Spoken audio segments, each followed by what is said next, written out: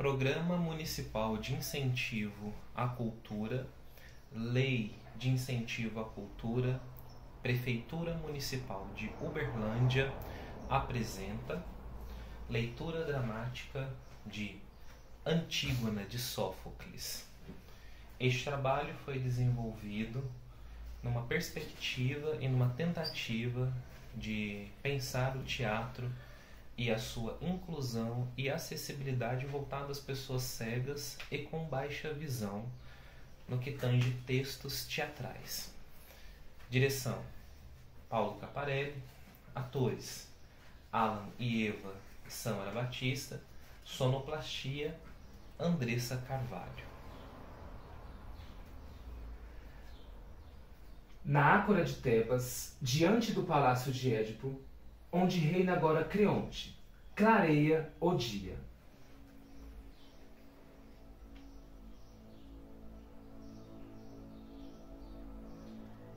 Ismênia, minha querida irmã, companheira do meu destino, de todos os males que Édipo deixou suspensos sobre a sua descendência, haverá algum com que Júpiter ainda não tenha afligido nossa vida infeliz?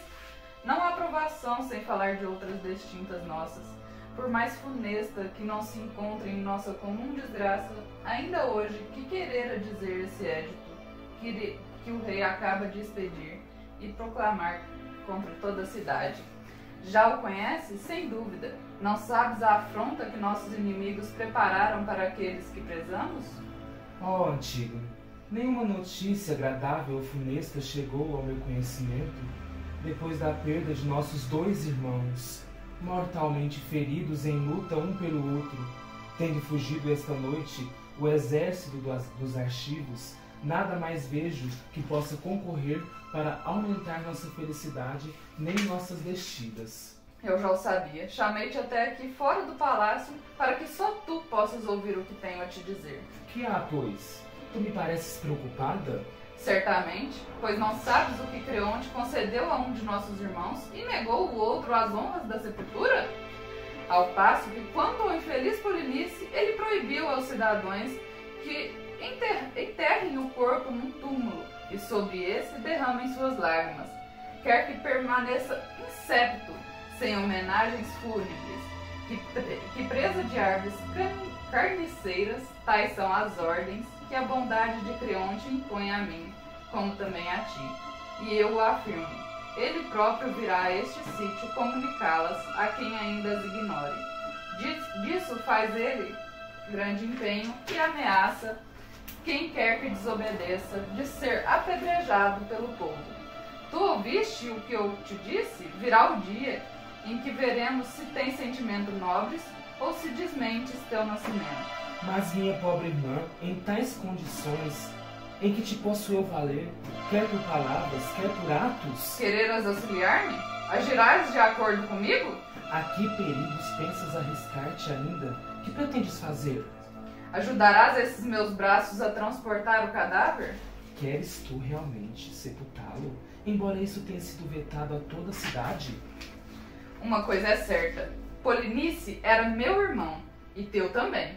Embora recuses o que eu te peço, não poderei ser acusada de traição para com o meu dever. Infeliz, apesar da proibição de Creonte? Ele não tem o direito de me coagir a abandonar os meus.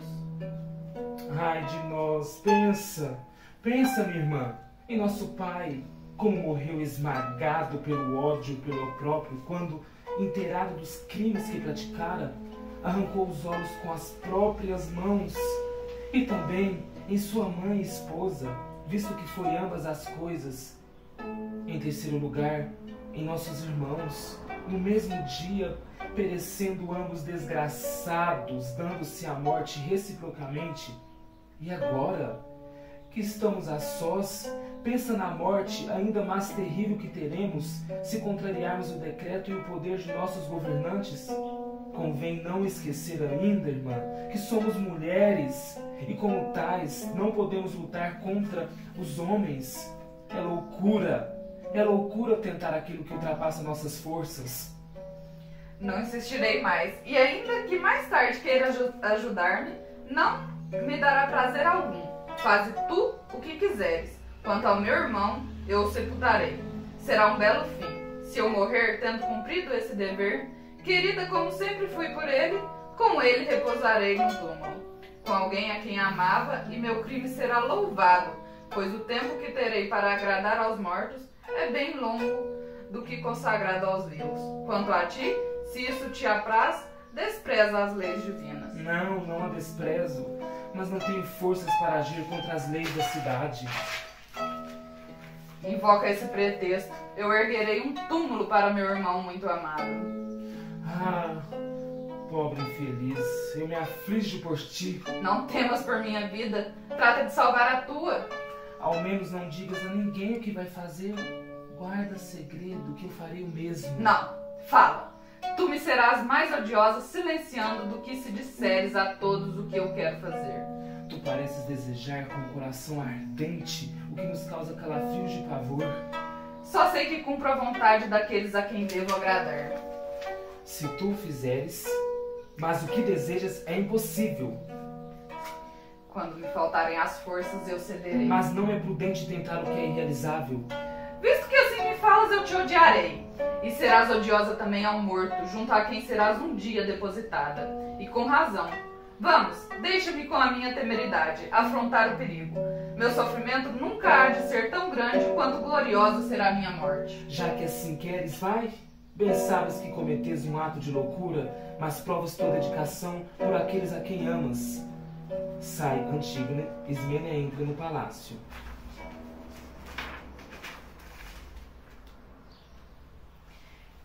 Eis que se aproxima o rei desse país, Creonte, filho de Menezeu, nosso novo soberano. Depois dos acontecimentos que os deuses suscitaram, traz ele em mente algum projeto, e para isso convocou, por uma ordem geral, essa assembleia de anciãos.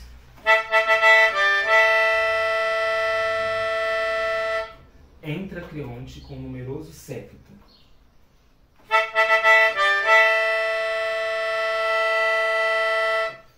Cidadãos, os deuses, depois que esta cidade foi rudemente abalada por um vendaval, deram-nos a segurança e a calma. Fostes aqui reunidos por meus arautos, porque sempre venerastes o trono de Laio, bem assim durante o reinado de Édipo, e mesmo após sua morte, conservaste constante fidelidade a seus filhos, visto que esses filhos, por um duplo destino, pereceram no mesmo dia, ferindo e feridos ambos por suas próprias mãos criminosas.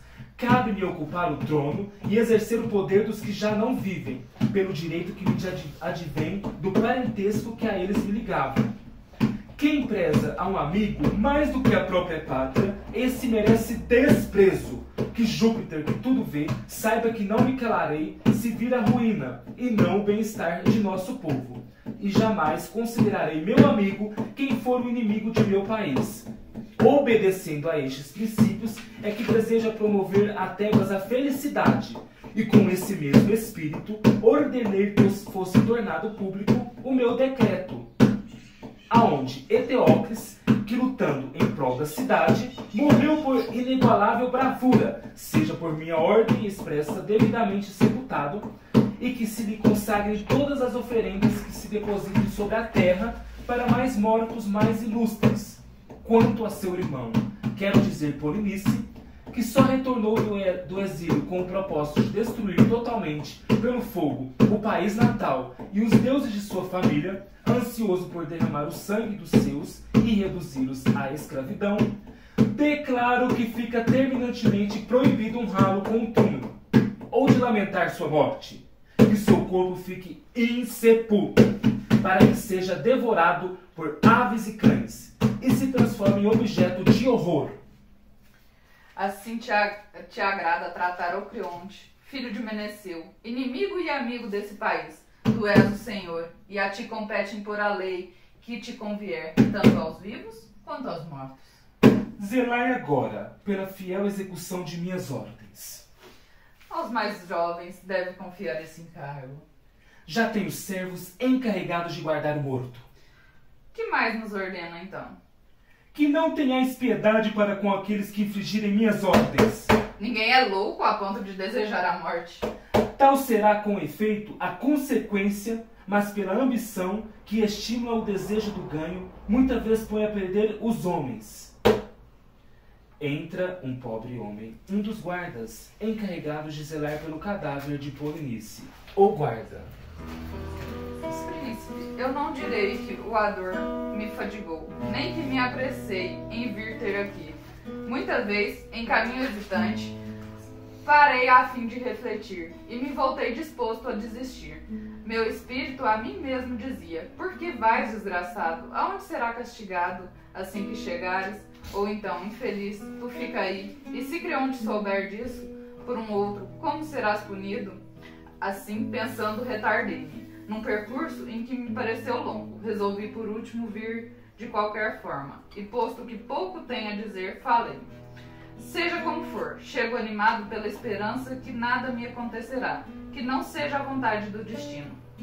Mas que é que te causa tanta perturbação? Antes de tudo, quero declarar-te que o que me diz respeito não fui eu que fiz a coisa, não sei quem fez, e portanto não é justo que me sofra o menor mal. Mas quanto à prudência, como te cercas de preocupações, trazes certamente alguma novidade. O que não agrada, a gente hesita em dizer. Afinal, falas ou não? Decide-te para que te retires em seguida. Nesse caso eu falo. Um desconhecido acaba de sepultar o corpo de Polinice e desapareceu, depois de ter depositado terra seca sobre a sepultura, realizando os ritos necessários. Que dizes tu? Quem teve tamanha audácia? Não sei. Em parte alguma se ouviu a pancada da enxada, ou de cavadeiras.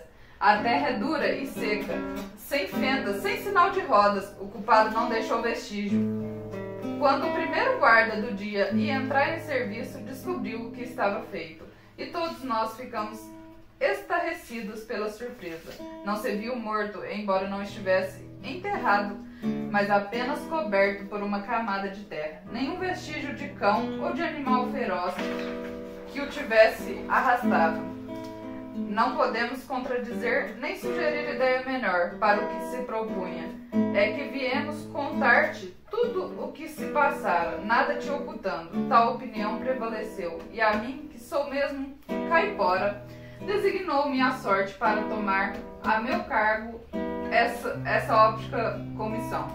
Eis que porvenho a tua presença, bem contra a minha e a tua vontade, visto que ninguém gosta de um portador de ruins notícias. Ó príncipe, não teriam os deuses resolvido que isso acontecesse? É o que estou pensando desde algum tempo. Cala-te, antes que me irrites com tais palavras. Se não queres passar por um imbecil ou por um caduco, dizes coisas revoltantes admitindo que os deuses se interessem por esse morto? Seria para honrá-lo com a sepultura que eles iluminaram esse homem, tratando como um benemérito a quem veio disposto a incendiar os templos com os tributos que lhes eram prestados e para revolucionar seu país e as leis? Por acaso já viste honrar os deuses a criminosos? Quem quer que haja premeditado esse crime, mais cedo ou mais tarde será punido. Pois que se Júpiter é venerado por mim, ficam sabendo tu, pois afirmo sobre juramento, se não descobristes quem deu sepultura ao morto, se não trouxestes o culpado à minha presença, o Hades não será bastante para vos receber. Sereis suspensos em vida, até que confesseis vosso crime. Sabereis assim de que mão se deve receber o dinheiro, e aprendereis que não é de todos esperar imerecido proveito. Permites que eu te diga ainda uma palavra, ou devo retirar-me? Não sabes que tua voz me é insuportável? É só aos ouvidos? Ou no íntimo da alma que minha voz te faz mal? Não vejo para que indicar a lugar exato onde sinto esse desgosto. É que o criminoso te feriu o coração, eu somente os ouvidos. Parece-me, na verdade, que tu nasceste para tagarelar. Sim, mas não fui eu que pratiquei o crime. Embora vendeste por dinheiro, com certeza. É curioso como um homem que presume tudo descobrir, descobre coisas que não existem. Podes agora cracejar acerca do que eu descubro ou não? Mas se vós, os guardas, não me indicastes o culpado, havereis de saber que os lucros desonestos causam sempre contrariedades. Sim, que tratamos de encontrar o criminoso. Mas se o apanharmos ou não, isso é o que pertence ao destino decidir. E não há perigo de que me vejas novamente aqui. Na verdade, deste apuro que vens contra a minha expectativa, conto livrar-me ainda. E por isso deverei aos deuses uma gratidão infinita. Sai o guarda. Creonte entra no palácio. Reaparece o guarda trazendo Antígone, que caminha com a cabeça inclinada. Oh, que surpresa me causa! O que ora vejo? Como negar, porém, se eu a reconheço? Como duvidar que seja a jovem Antígone? Infeliz filha de um desgraçado pai de Édipo. Que aconteceu contigo? Será que te trazem presa por desobediência a alguma ordem real? Surpreenderam-te, talvez, na prática de alguma ação criminosa? Ô guarda. Eis-la aqui, aquela que fez a extraordinária proeza. Nós a surpreendemos no momento em que sepultava o cadáver. Mas onde está Creonte? Entra Creonte. Creonte.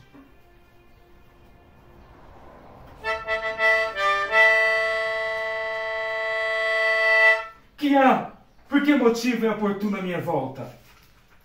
Príncipe, nunca devemos jurar coisa alguma. Uma segunda opinião pode desmentir a primeira. Dificilmente eu concediria em voltar aqui. Tanto me aterraram tuas ameaças, mas sempre é mais sensível uma alegria porque não se espera.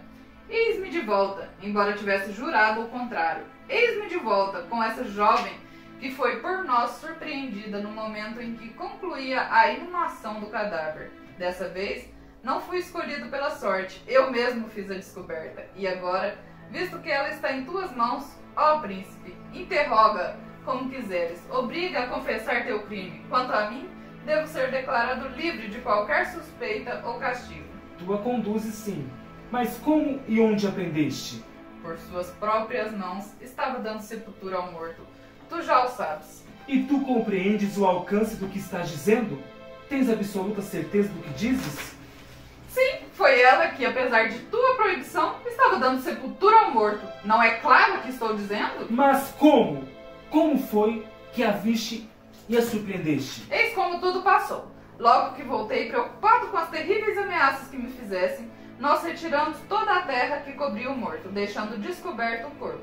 Já em decomposição, fomos nos postar no alto dos cômoros que há em torno, ao alcance da brisa, a fim de evitar que nos atingisse o mau cheiro. Cada um de nós estava os companheiros à vigilância, censurando rudemente quem quer que não se mostrasse atento. Isso durou até que o disco solar alcançou o meio do céu, e o calor se tornou ardente. Neste momento, uma ventania fortíssima ergueu um turbilhão de poeira, varrendo a região e arrastando as folhagens das árvores. Todo o céu escureceu, e nós, com os olhos cerrados, esperamos o fim desse flagelo divino. Quando ele cessou, vimos essa jovem. Ela soltava gritos agudos, como um pássaro desesperado ao ver o desaparecimento dos filhos no ninho deserto. Assim, à vista do cadáver desenterrado, ela gemendo proferiu maldições tremendas contra os autores do sacrilégio. Em suas mãos traz nova porção de areia seca, e depois, erguendo um vaso cinzelado, faz sobre a cabeça do morto uma tríplice libação. Em vista disso, nós nos precipitamos e juntos a agarramos, sem que ela demonstrasse o menor susto. Interrogamos-na sobre o que acaba de fazer e o que fizera antes. Ela nada negava, o que me alegrou e me entristeceu ao mesmo tempo. Ó tu, que mantens os olhos fixos no chão, confessas ou negas ter feito crime? Antígone ergue-se e fita-o de frente, com desassombro. Antígone. Confesso o que fiz, confesso claramente. Guarda, podes ir para onde quiseres, livre da acusação que pesava sobre ti. Você, Antígone, fala agora. Fala por tua vez, mas fala sem demora. Sabias que por uma proclamação eu havia proibido o que fizeste? Sim, eu sabia. Por acaso poderia ignorar que era uma coisa pública? E apesar disso tiveste a audácia de desobedecer a essa determinação? Sim, porque não foi Júpiter que o proclamou. É a justiça, a deusa que habita com as divindades subterrâneas. Jamais estabeleceu tal decreto dentre os humanos. Nem eu creio que teu édito tenha forças bastante para conferir um mortal o poder de inferir as leis divinas, que nunca foram escritas, mas são irrevogáveis. Não existem a partir de ontem ou de hoje, são eternas sim, e ninguém sabe desde quando vigoram tais decretos. Eu, que não temo o poder do homem algum, posso violar, sem que por isso me venham a punir os deuses. Com seu caráter indomável, essa jovem revela que descende de um pai igualmente inflexível. Ela não se deixa dominar pela desgraça. Ficam sabendo, pois, os espíritos mais rígidos são precisamente aqueles que se deixam abater.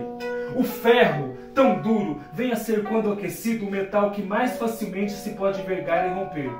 Tenho visto cavalos fogosos que um simples freio subjuga.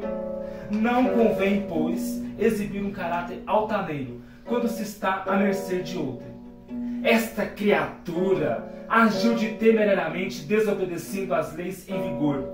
E para agravar com uma segunda ofensa, a primeira acaba de se gloriar do ato que praticou. Eu não seria mais um homem, e ela que me substituiria, se essa atitude que assumiu ficasse impune.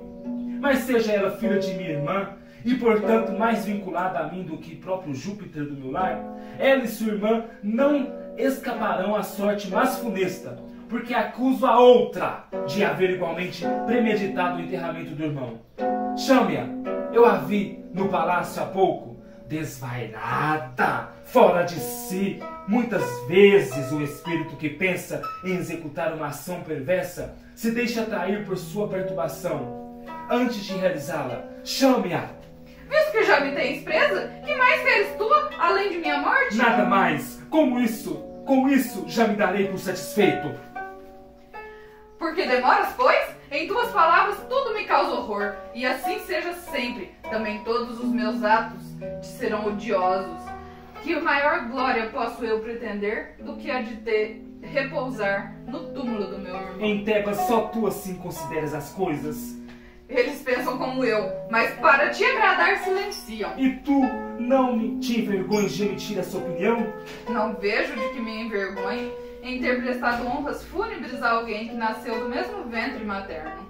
E por acaso, não era teu irmão também o outro que morreu? Sim, era filho do mesmo pai e da mesma mãe. Então por que prestas a essa homenagem que representa uma impiedade para com o outro? Asseguro-te que esse outro que morreu não faria tal acusação. Sim, visto que só honraste com tua ação aquele que se tornou criminoso.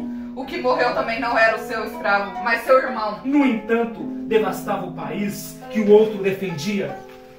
Seja como for, exige que ambos se apliquem os mesmos ritos. Não é justo dar ao homem de bem tratamento igual ao do criminoso. Quem nos garante que esse preceito seja consagrado na mansão dos mortos? Ah, nunca! Nunca o inimigo me será querido mesmo após a sua morte. Eu não nasci para partilhar de ódios, mas somente de amor. Desce, pois, a sepultura então, visto que queres amar, ama!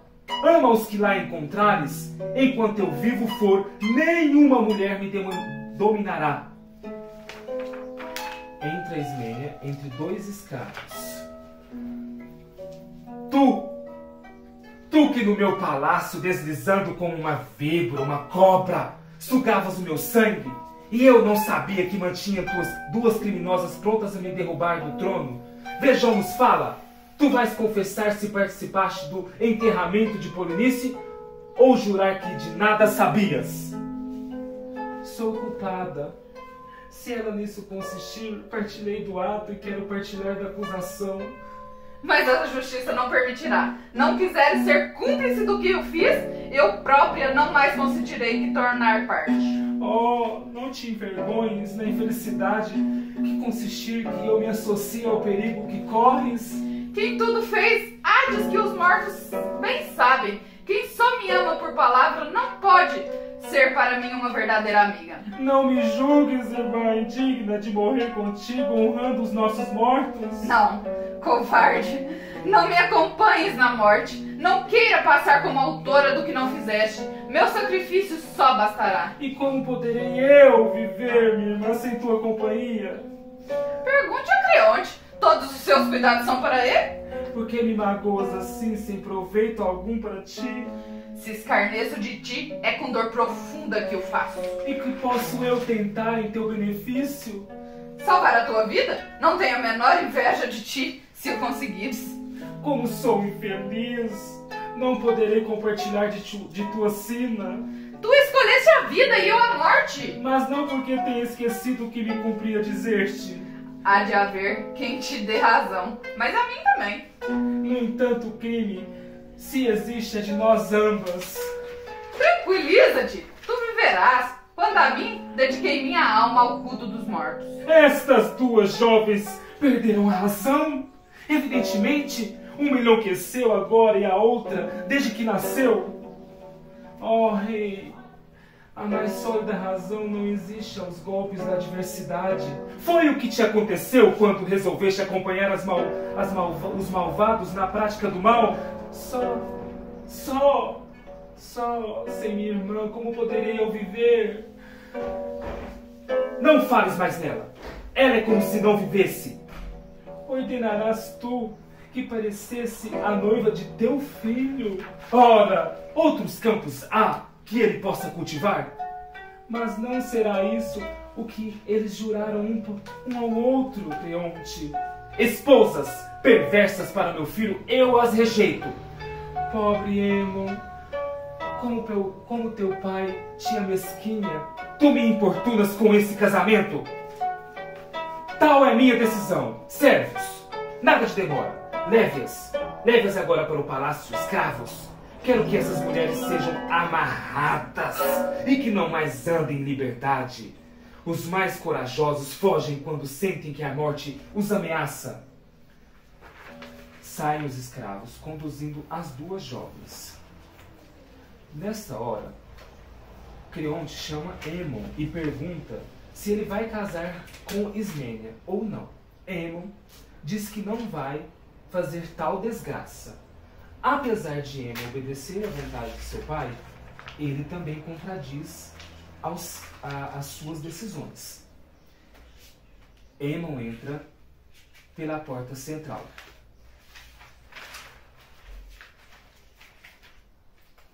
Eis aí a prudente regra, meu filho, que é preciso guardar no coração. Tudo nos deve provir da vontade paterna. A única razão pela qual os homens desejam que nasçam e cresçam em sua casa novos rebentos é a certeza de que estes mais tarde ataquem o seu inimigo e honrem o seu amigo, tão bem como o pai o faria. Quem quer que tenha filhos inúteis não terá feito outra coisa senão acarrear para si motivos de desgosto e para seus inimigos uma fonte de risos. Não abandones, pois, meu filho, pela sedução do prazer ou por causa de uma mulher, os sentimentos de que está animado e sabe que é um sentimento frio, muitas vezes. O beijo de uma mulher quando é uma esposa má é um beijo frio, um beijo que recebe o marido em casa. O homem que a cidade escolheu para chefe deve ser obedecido em tudo. Quer seus atos pareçam justos, quer não. Quem assim obedece, estou certo, saberá tão bem executar as ordens que lhe forem dadas, como comandar por sua vez. Não há calamidade pior do que a rebeldia. Ela é que arruina os povos, perturba as famílias e causa a derrota dos aliados em campanha. Ao contrário, o que garante os povos, quanto bem governados, é a voluntária obediência. Cumpre, pois atender à ordem geral e não ceder por causa de uma mulher.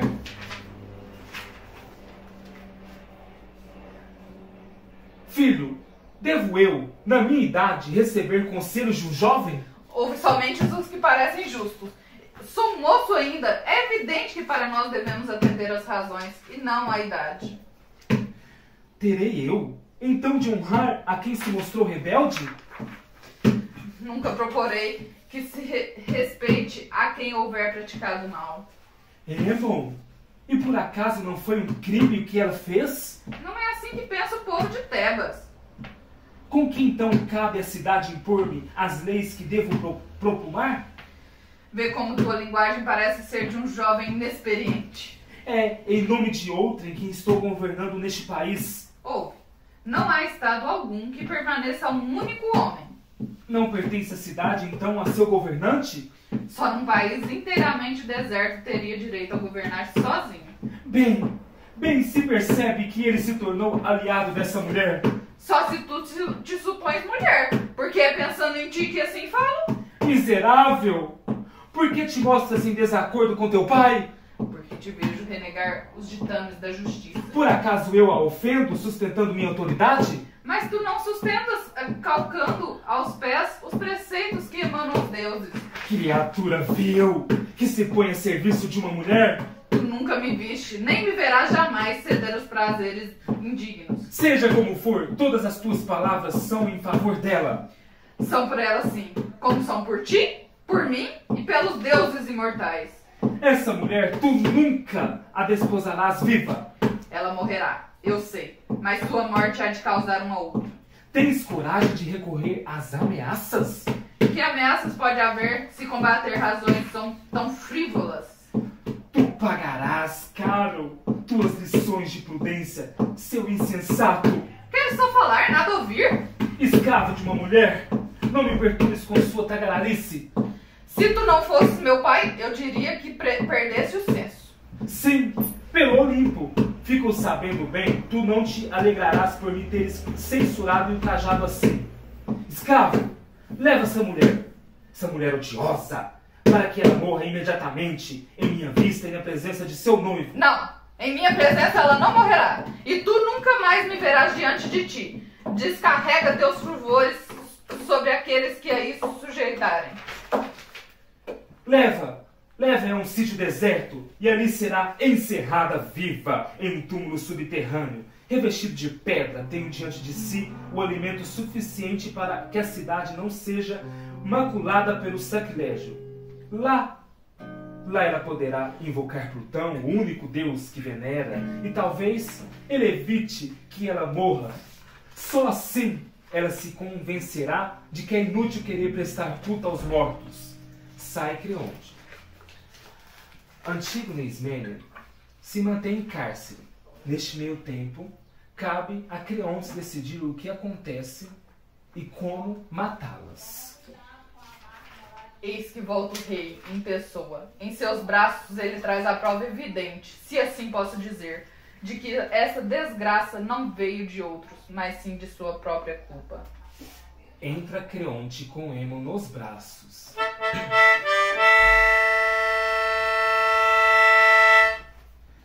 Erros da minha insensatez, obstinação fatal, vede?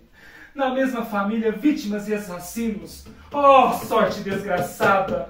Meu pobre filho, jovem, sucumbiste por uma morte tão triste. Perdeste a vida não por tua culpa, mas pela minha. Oh, agora é tarde. Parece-me que o que estás vendo é a justiça de Deus. Ai de mim, agora sei que sou um desgraçado. Sobre mim paira um Deus vingador que me feriu. Ele me arrasta por uma via de sofrimentos cruéis. Ele destruiu toda a alegria de minha vida. Oh, esforços inúteis dos homens. Entra um mensageiro que vem do palácio. O mensageiro. Senhor, que desgraças caem sobre ti. De outras tem a prova dos teus braços, a outras estão em teu palácio. Creio que tu deves ver. Que mais me poder acontecer? Poderá haver desgraça maior do que a fatalidade que me persegue? Tua esposa acaba de morrer. A mãe que tanto amava esse infeliz jovem. Ela feriu-se voluntariamente para deixar a vida. Hades, que a todos nos espera. Hades, que não perdoas nem te comoves. Dize, por quê? Por que me esmagas por essa forma? Mensageiro das desgraças, que novas desgraças me vens anunciar? Ai de mim! Eu já estava morto e tu me deste mais um golpe ainda.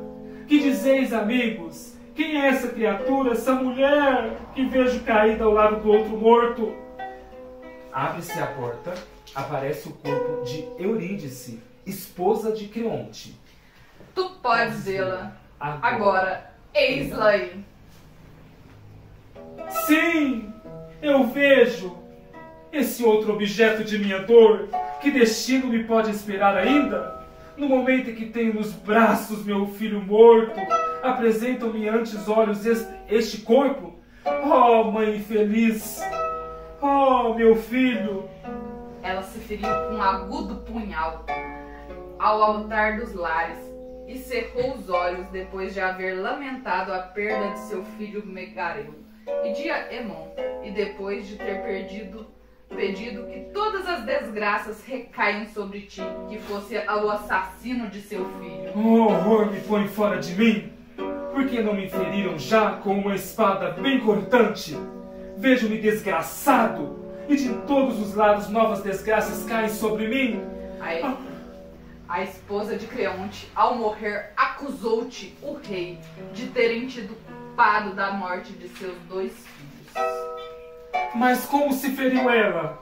Fez um profundo golpe no fígado ao saber a morte de Aemon. Ai de mim, de tanta infelicidade! Eu pensei que sou o autor, nem poderiam elas nunca ser atribuídas a outro. Fui eu, somente eu, este miserável, que os matei. Servos, levem-me depressa, levem-me para longe, eu não vivo mais, eu estou esmagado. O que tu pede seria um bem, se pudesse haver de algum bem para quem assim tanto sofre. Mas dos males que tenhamos de suportar, os mais curtos são os melhores. Que venha! Que apareça já a mais bela, a última das mortes que a eu causei. A que me há de levar no meu derradeiro dia. Que ela venha, que venha já. Eu não quero ver clarear outro dia. Mas isso já é o futuro. Pensamos no presente, ó rei. Que cuidem do futuro, o que nos futuros viverem. Tudo que eu quero está resumido nesta súplica. Ouve! Não formules desejo. Não é lícito aos mortais evitar as desgraças que o destino lhe reserva.